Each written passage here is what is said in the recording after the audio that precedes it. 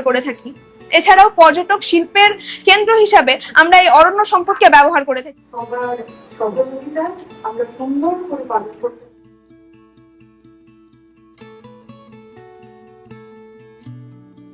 একটি গাছ মায়ের নামে, সবুজ হোক আমার দেশ। প্রভাতের আলো ফুটতেই শুরু হলো স্নিগ্ধ প্রভাত ফেরি। রতুয়া 1 নম্বর ব্লক চত্বর থেকে আমাদের ছোট্ট বন্ধুদের নিয়ে রতুয়া স্ট্যান্ড চত্বর হয়ে রতুয়া থানা চত্বর ঘুরে আসলাম।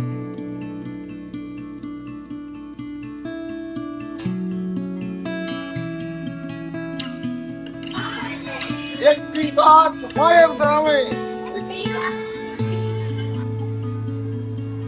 একটি গাছ মায়ের নামে, একটি গাছ মায়ের নামে, লাগান প্রাণ বাঁচান। একটি গাছ মায়ের নামে, একটি শিশু একটি গাছ, একটি শিশু একটি গাছ। সবুজ হোক আমার দেশ, সবুজ হোক আমার দেশ। গাছ লাগান প্রাণ বাঁচান।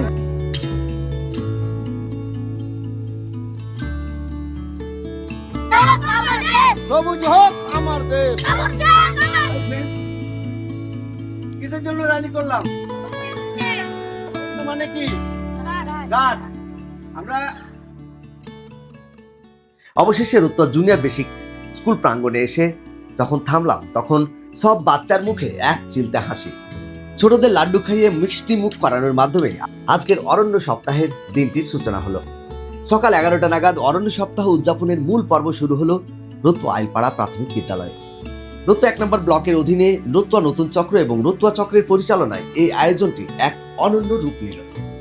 জাতীয় গান বন্দে মাতরম এবং ভারতের জাতীয় সঙ্গীত জনগণমনর সুরে মুখরিত হলো চারপাশ।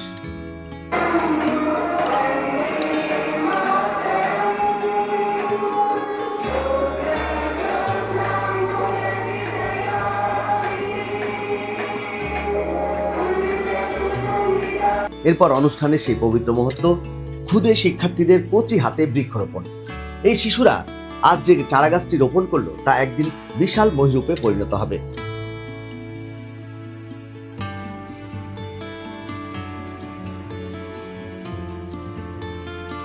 বৃক্ষরোপণের পরেই শুরু হলো ছাত্রছাত্রীদের মেধা ও মননের লড়াই।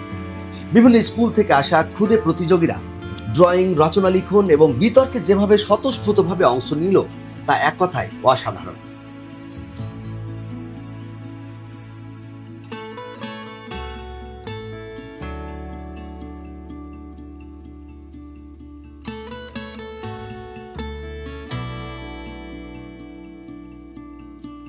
আগত ছাত্রছাত্রীরা আমাদের শিক্ষা।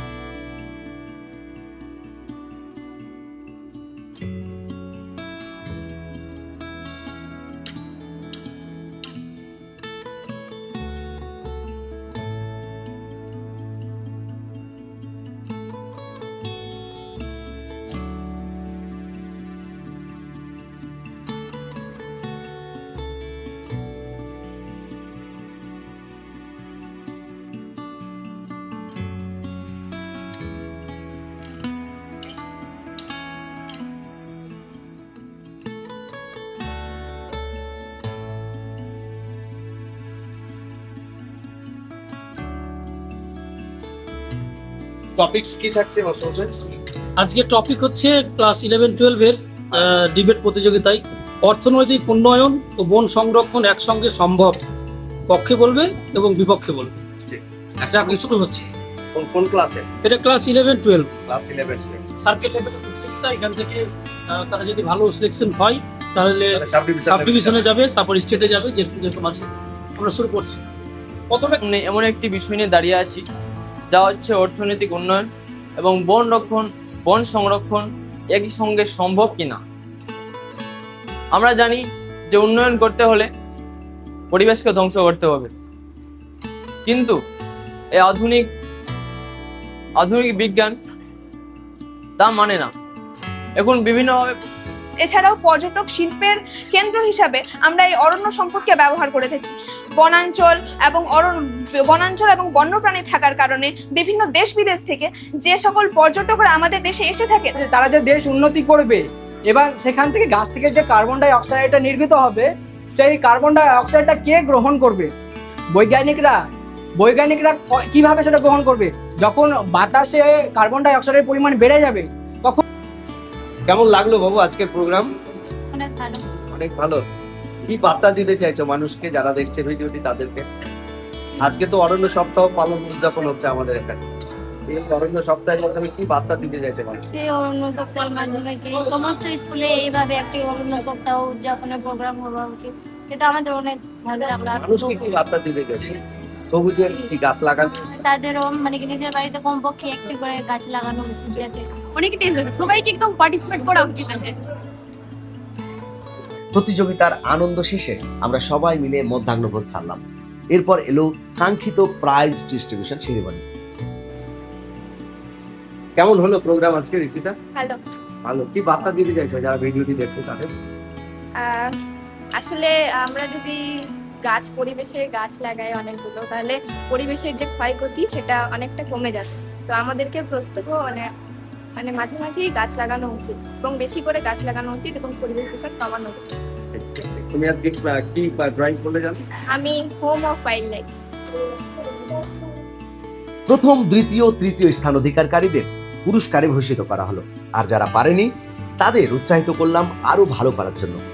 সবচাইতে আনন্দের বিষয় হলো আজকের এই ইভেন্টসগুলোতে যারা প্রথম, দ্বিতীয়, তৃতীয় স্থান অধিকার করেছে তারা আগামী 17 জুলাই 2026 তারিখে সাব ডিভিশনাল লেভেলে নিজেদের মেধার স্বাক্ষর রাখতে লড়বে। তাদের জন্য আমাদের অনেক অনেক শুভকামনা রইল। তবে আজকের এই দিনের সবচেয়ে বড় পাওয়া হলো আমাদের সামাজিক বার্তা, একটি গাছ মায়ের নামে। এই অনুষ্ঠানের মাধ্যমে আমরা প্রতিটি পরিবার, প্রতিটি মা, বাবা ও ছাত্রছাত্রীদের আহ্বান জানিয়েছি যে যেন তারা নিজ নিজ মায়ের নামে একটি করে গাছ রোপণ করে।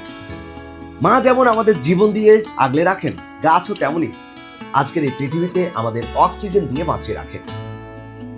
অনুষ্ঠানটিতে উপস্থিত ছিলেন রতুয়া নতুন চক্রের অবর বিদ্যালয় পরিদর্শক আশিক শেখ মহাশয় এবং রতুয়া চক্রের অবর বিদ্যালয় পরিদর্শিকা লাবণিতা চক্রবর্তী মহোদয়া। এছাড়াও বিচারক মণ্ডলী, শিক্ষক, শিক্ষিকা, অভিভাবক ও অগণিত ছাত্রছাত্রীর উপস্থিতিতে আজকের এই আয়োজন সার্থক ও সাফল্যমণ্ডিত হয়েছে। একজন শিক্ষাকর্মী হিসেবে এই মহতী অনুষ্ঠানের অংশ হতে পেরে আমি গর্বিত। আজকের এই গাছ রোপণের শপথ কেবল একটি নিয়ম নয়, বরং আগামী দিনের জন্য এক বুক অক্সিজেন জমানোর অঙ্গীকার। গাছ লাগান, প্রাণ বাঁচান। গাছ লাগান, পরিবেশ বাঁচান। সুপ্রিয় দর্শক, অরণ্য সপ্তাহ উদযাপনকে কেন্দ্র করে আমাদের রতুয়া 1 নম্বর ব্লকের অন্তর্গত রতুয়া এবং রতুয়া নতুন চক্রের উদ্যোগে চলছে অরণ্য সপ্তাহ উদযাপন। আর যার ভেন্যু হয়েছে আমাদের রতুয়া সার্কেলের অন্তর্গত একটি প্রাথমিক বিদ্যালয়, আলপাড়া প্রাথমিক বিদ্যালয়। রতুয়া 1 নম্বর ব্লকের যতগুলো শিক্ষা প্রতিষ্ঠান রয়েছে সরকারি, আপার প্রাইমারি মানে প্রাইমারি লেভেল থেকে হায়ার সেকেন্ডারি পর্যন্ত সব শিক্ষা প্রতিষ্ঠান থেকে, সব স্কুল থেকেই কিন্তু খুদে বাচ্চারা বিভিন্ন ইভেন্টসে এখানে পার্টিসিপেট করেছে। সারাদিন যাবৎ চলছে আজকের এই প্রোগ্রাম। বাচ্চাদের জন্য যা যা ইভেন্টসগুলো ছিল, আপনার ড্রয়িং কম্পিটিশন আছে, এসে রাইটিং আছে, ডিবেট আছে। এই প্রোগ্রামগুলোর মাধ্যমে বৃক্ষরোপণ প্রথমেই হলো। এই প্রোগ্রামগুলোর মাধ্যমে আমরা কিন্তু আজকের এই যে অরণ্য সপ্তাহ পালন, আমরা কিন্তু অরণ্য সপ্তাহ পালনের একটা বিশাল আয়োজন কিন্তু করেছি। আর সকলেই সেই কারণেই কিন্তু আমরা এখানে সমবেত হয়েছি।